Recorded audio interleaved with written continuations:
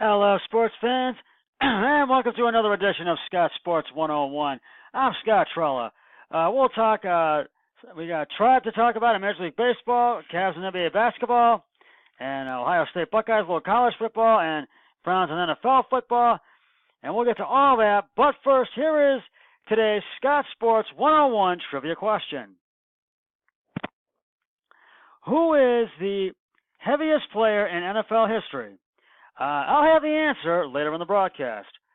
Well, the tribe's off season has already began early. The tribe is in negotiation meetings with the New York Yankees this week and talking to other teams about possibly trading one or more of their veteran players for starting pitchers. Jim Heyman reported that the Yankees have talked to the Tribe on Tuesday and have expressed interest in Tribe starting pitchers Corey Kluber and Carlos Carrasco, and Trevor Bauer as well. And middle infielders Lindor, Jose Ramirez, Eric Gonzalez, and Jason Kipnis. Lindor and Ramirez are thought to be off limits, but it never hurts to talk. The Tribe are also deep at catcher with Yan Gomes and Roberto Perez and Eric Haas, but the most attractive part of the Tribe's roster is the rotation. Kluber, Carrasco, Bauer, Clevenger, and Shane Bieber. And John Heyman reported that the Yankees talked to the Tribe on Tuesday about Kluber and Carrasco. Now, the Tribe is trying to do a move with the payroll. Edwin Encarnacion will make $21.7 million and Kipnis $14.7 million next year, and still stay competitive. They've won the AL Central Division titles and have posted a winning record for the past 6 straight seasons.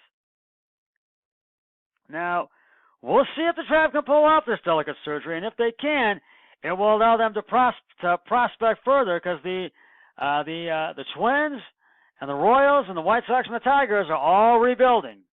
And this will give them a chance to really prospect forward, to really come up with what they need to build a winning team to get back to the playoffs, the Division Series, and ALCS, and the World Series. So we'll have to see on that. And I'll keep you posted on the Tribe and the Major League baseball trade rumors.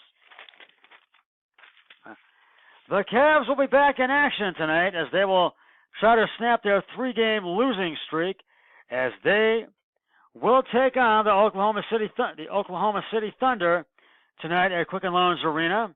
The Cavs will be without power forward Sam Decker for tonight's game against the Thunder. Decker suffered a sprained ankle injury during Monday's game against the Magic in the third quarter, where the Cavs blew a late-game lead and lost at the buzzer 102-100. Decker will be out for at least 2 weeks, 2 to 4 weeks. And Decker had been starting for for Cavs All-Star Kevin Love following his surgery on his left toe. Now, if the Cavs want to win this game tonight against the Thunder, to come out with a win against them, they have to close out the game and not blow a late game lead. The Cavs really need to step it up big time and come up with a really good strategy. So what do you think the Cavs' chances are of winning tonight's game and a lot of other games this season under interim head coach Larry Drew? I feel there are golden opportunities for the Cavs to win games, but they need to finish out every game completely. And the Cavs have to find those opportunities to win. They have a few options. They tested Cedi Osman Monday night, but as you know, they lost at the buzzer. But they are running out of options very quickly. Tip-off is at 7 p.m. tonight on Fox Sports Ohio. And we'll see what the Cavs do in tonight's game. The number 10 and 8-1 Ohio State Buckeyes will take on the number 18 Michigan State Spartans at Spartan Stadium in Eastern Lansing, Michigan. Head coach Urban Meyer says Ohio State's running mentality has to be the same against Michigan State. Meyer describes Michigan State's defensive front and linebackers outstanding. His offense will face a tough challenge in Eastern Lansing on Saturday. He has confidence, though, because of what he saw from the running game this past weekend against the Nebraska Cornhuskers. And that running game, and that's what they're working on, the running game. That's what they're working on right now for the game on Saturday. And kickoff is at 12 noon on Fox. You can catch all the game action there. After a 16-point loss to the Kansas City Chiefs in Week 9 last week, the Browns are getting ready to take on the Atlanta Falcons at home at First Energy Stadium. Baker Mayfield will once again be the starting QB, and the Browns are going to try to snap their 4-game skid. The Browns are 4-point underdogs in this week's game against the Falcons, which means the Browns are going to have to come out fired up and really dominate this game from the start. The most important matchup for the Browns will be how they handle Falcons QB Matt Ryan and wide receiver corps Julio Jones. Jones scored his first touchdown in almost a year. That's like a calendar year. The Browns are really going to have to keep up with the Falcons' strong defense. Now, in Greg Williams' first game as interim head coach, the team played valiantly, but was ultimately unable to stop Chiefs QB Patrick Mahomes and the myriad weapons the Chiefs employ. Now, I feel the Browns have a chance to come out with a win with this week's game. I feel they have a chance, maybe a slim one, but I feel they have a chance. But I feel the Falcons have the edge in this game by far. The Browns have placed Christian Kirksey and E.J. Gaines on injured reserve for the rest of the season. Kirksey with a hamstring injury and Gaines with his second concussion of the season. Now, and you can catch all the game action coverage on Fox. Kickoff is at 1 p.m.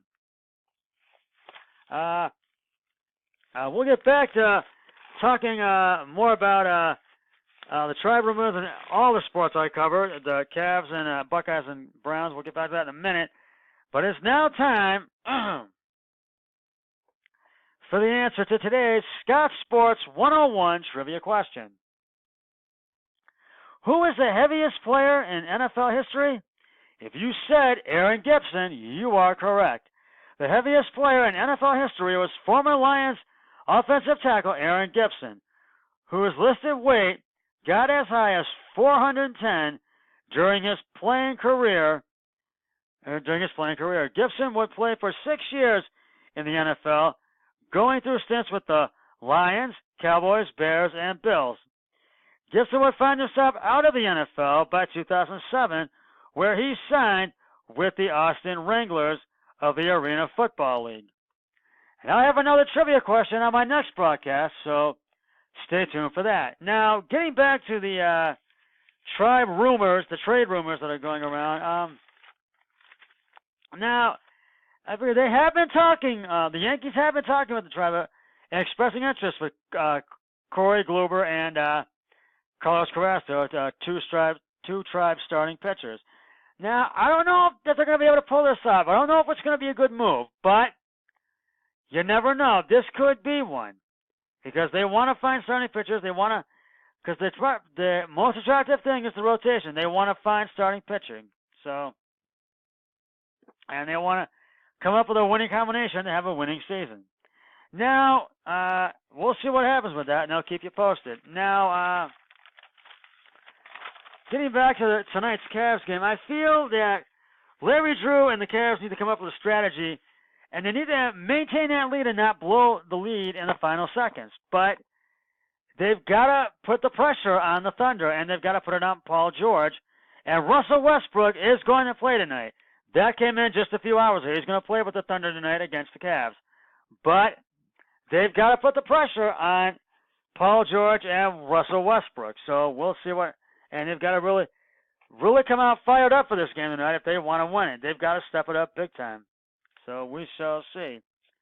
Well, now I feel Ohio State is the edge in this game, and I'm going to say the Buckeyes are going to beat the Spartans on the road, and I'm going to say 31-28. I'm going to say by a field goal. So we shall see, and I feel I got confidence in them. So have confidence in them. And I'm not going to give a scoring prediction for the Browns, but I feel that the Falcons have the edge in this game by far, and the Browns just really need to come up with a winning strategy to win games. They've been on a downward spiral. They're 2-6-1, and I don't know if they're going to be able to bounce back from this. And I just don't know how many more games we're going to win.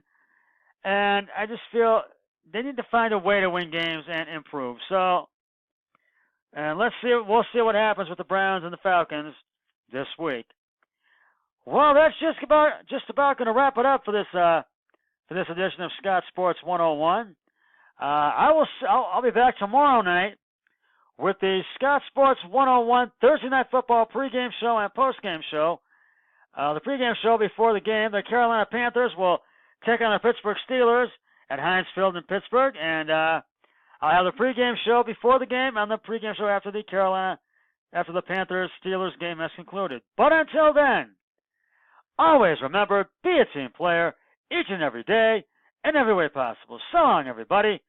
3, 2, 1. I'm done.